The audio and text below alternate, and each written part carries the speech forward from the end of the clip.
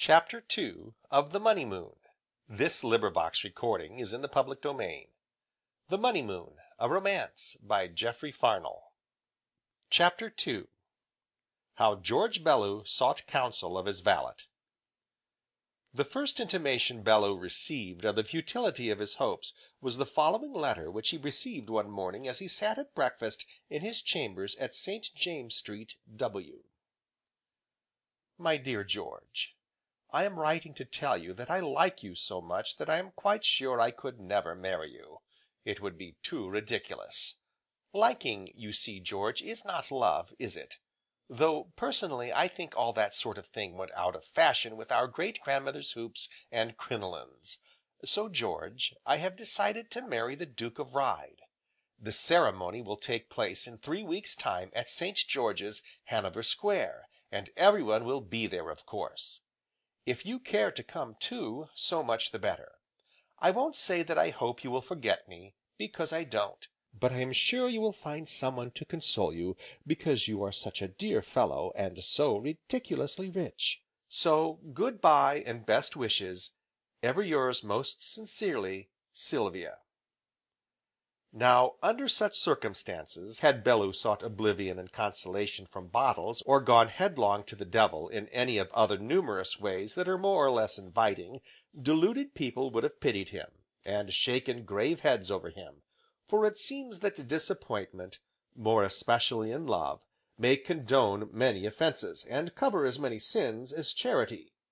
But Bellew, knowing nothing of that latter day hysteria which wears the disguise and calls itself temperament, and being only a rather ordinary young man, did nothing of the kind. Having lighted his pipe, and read the letter through again, he rang instead for Baxter, his valet. Baxter was small, and slight, and dapper as to person, clean shaven, alert of eye, and soft of movement.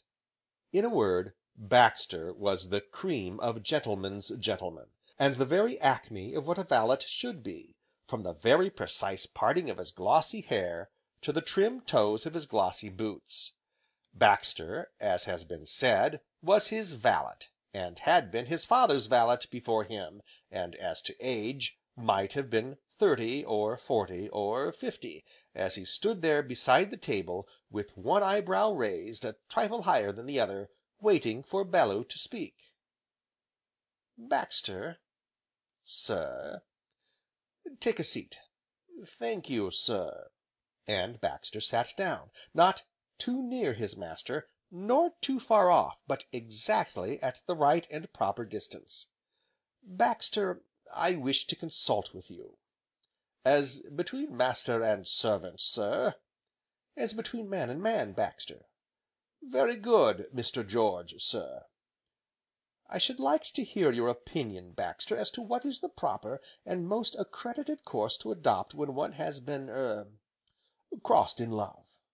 "Why, sir," said Baxter, slightly wrinkling his smooth brow, "so far as I can call to mind, the courses usually adopted by despairing lovers are, in number, 4.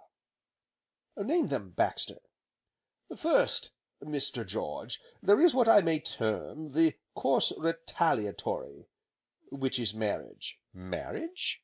"With another party, sir, on the principle that there are as good fish in the sea as ever came out, and pebbles on beaches, sir.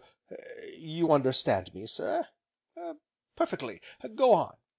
"Secondly, there is the army, sir. I have known of a good many enlistments on account of blighted affections, Mr. George, sir. Indeed, the army is very popular." "Ah?" said Bellew, settling the tobacco in his pipe with the aid of the salt spoon. "Proceed, Baxter." "Thirdly, Mr. George, there are those who are content to merely disappear." Said Bellew. "And lastly, sir, though it is usually the first, there is dissipation, Mr. George. Drink, sir, the consolation of bottles, and—" "Exactly!" nodded Bellew. "Now, Baxter," he pursued, beginning to draw diagrams on the tablecloth with the salt spoon, "knowing me as you do, what course would you advise me to adopt?" "You mean, Mr. George, speaking as between man and man, of course, you mean that you are in the unfortunate position of being crossed in your affections, sir? Also broken-hearted, Baxter?" "Certainly, sir. Miss Marchmont marries the Duke of Ryde in 3 weeks, Baxter." "Indeed, sir! You were, I believe, aware of the fact that Miss Marchmont and I were as good as engaged?" "I had gathered as much, sir." "Then, confound it all, Baxter, why aren't you surprised?" "I am quite overcome, sir," said Baxter, stooping to recover the salt spoon which had slipped to the floor.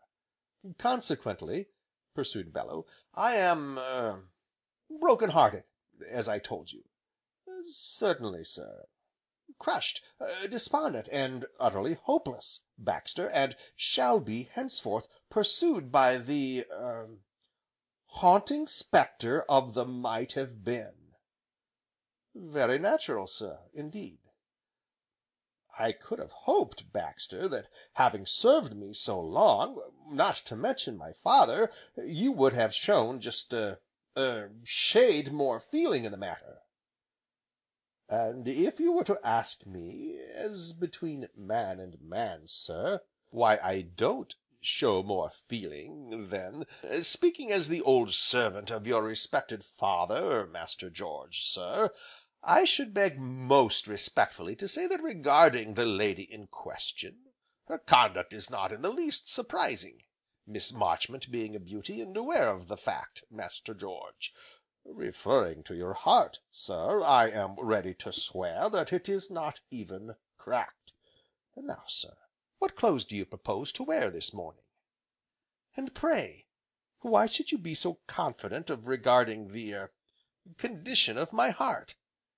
"Because, sir, speaking as your father's old servant, Master George, I make bold to say that I don't believe that you have ever been in love, or even known what love is, Master George, sir." Bellew picked up the salt spoon, balanced it very carefully upon his finger, and put it down again. "Nevertheless," said he, shaking his head, "I can see for myself but the dreary perspective of a hopeless future, Baxter, blasted by the haunting spectre of the Might Have Been. I'll trouble you to push the cigarettes a little nearer. And now, sir," said Baxter as he rose to strike, and apply the necessary match, "what suit will you wear to day?" "Something in tweeds." "Tweeds, sir? Surely you forget your appointment with the Lady Cecily Prynne, and her party? Lord Mountclair had me on the telephone last night. Also a good heavy walking stick, Baxter, and a knapsack." "A knapsack, sir?" "I shall set out on a walking tour in an hour's time." "Certainly, sir." "Where to, sir?" "I haven't the least idea, Baxter, but I'm going, in an hour. On the whole, of the 4 courses you describe for one whose life is blighted, whose heart, I say whose heart, Baxter, is broken, utterly smashed, and shivered beyond repair, I prefer to disappear.